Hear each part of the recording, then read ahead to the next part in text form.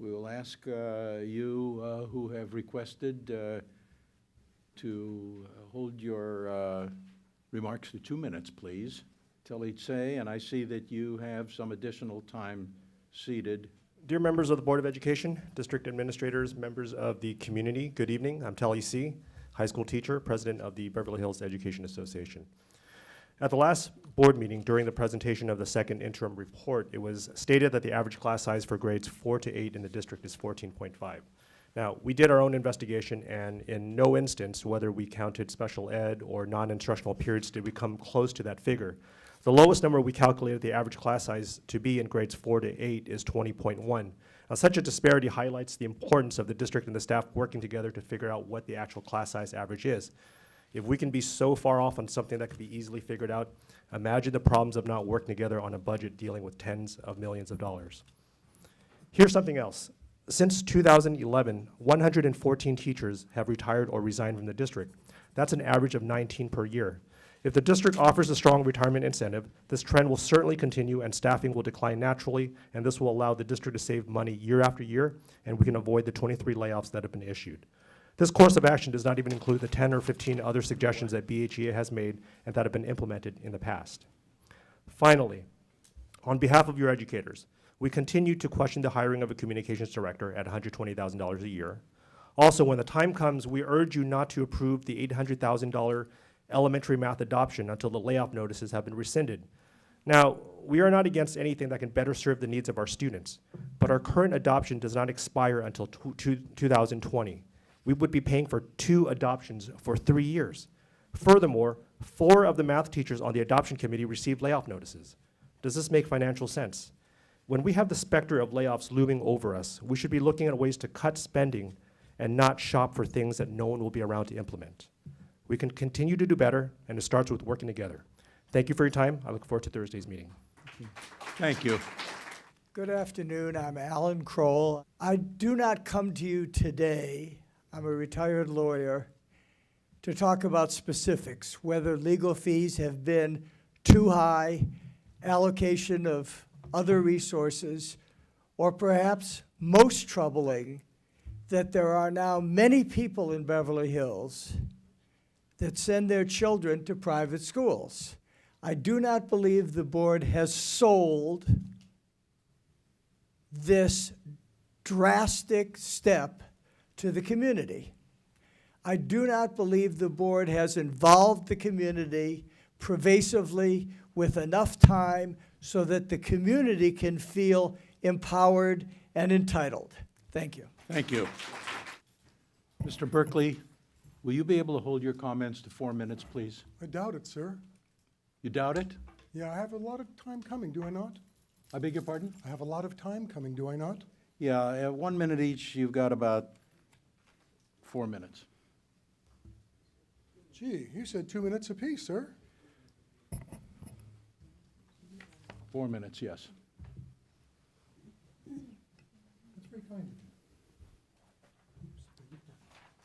you. Thank you. This really isn't for you.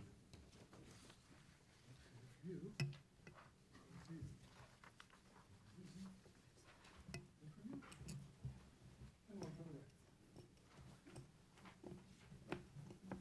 You have before you a sample lesson, a sample homework assignment for my calculus BC class. Nothing extra difficult, just your standard everyday lesson. I'd like you to peruse it. Take 15, 20 seconds, look it over. Tell me, can you solve any of these problems?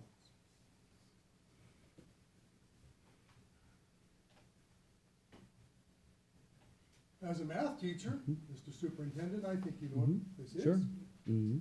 How about the rest of you?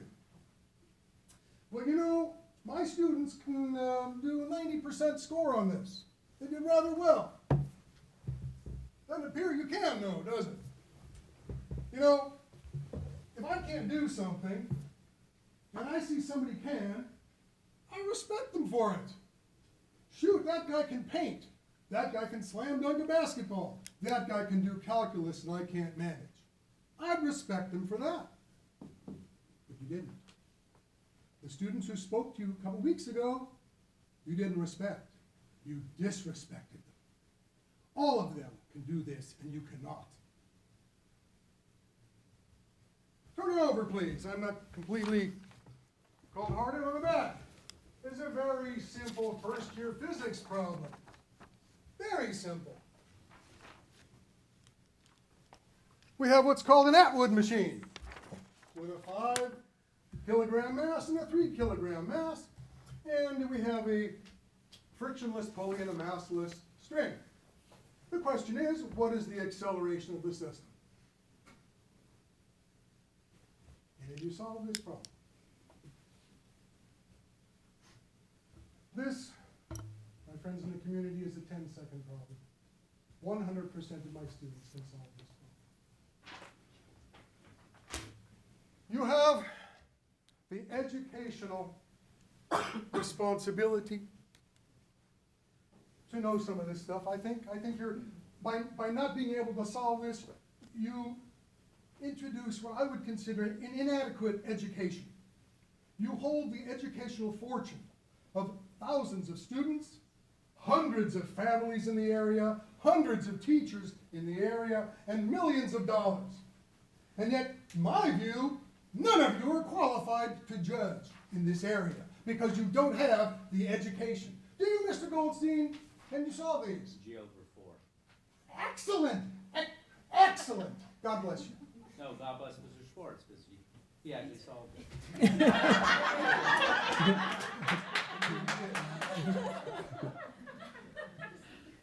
Sam's an extremely talented young man. There are other stories I could tell you, but you know what? I'm not going to disrespect you any further. I'm not going to. I had a better story, and I have people who wanted to hear it, but I'm not going to. Last time I was here, I spoke from my heart to all of you. I've been doing this 37 years. You're an aged fellow. You have a ton of experience.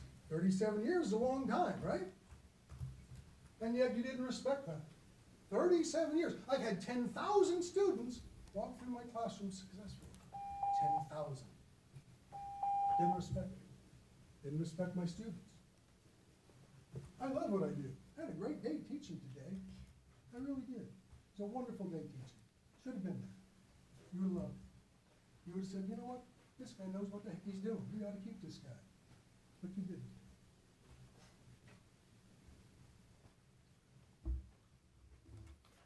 Last week, I received a notice from the district.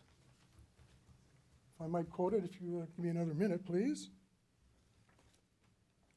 Has a notice of non-reelect here, which is naming me by number, though it says the above named employee, no name on it, just a number. During his, or let's see here, whereas the performance of each of the above named employees during his or her probationary period has not been sufficient to warrant the continuation of his or her probationary status or sufficient to warrant the granting of tenure. I take great exception to that. Great exception. In fact, it borders on libel, since all of the public evidence is in my favor. Contradicts your resolution. 100%. There isn't one grain of evidence in the public record that contradicts what I have to say. There is nothing that supports the fact that supposedly I'm not qualified to be a teacher in your district. Not one bit of evidence. That leads me to conclude that this conclusion was reached in secret, and that there are district employees who keep secrets. Right, Mr. Jackson? Because he won't come through with the truth. We all pledge allegiance to that flag right there. I love my country. I'm a veteran. I served during wartime. I don't know how many of you did, but I did. Okay? Now, I believe in that flag right there, and I believe in truth and justice in the American way. And to decide somebody's future in secret, behind closed doors, like some Shakespearean coven of witches brewing up poison, unacceptable, un-American. And I'm ashamed. I do not want to be reinstated. I won't work for your company again. We're done. We're done. I have other opportunities already come my way. Thank you very much for your time, sir. Thank you. The agenda hearing period is now finished.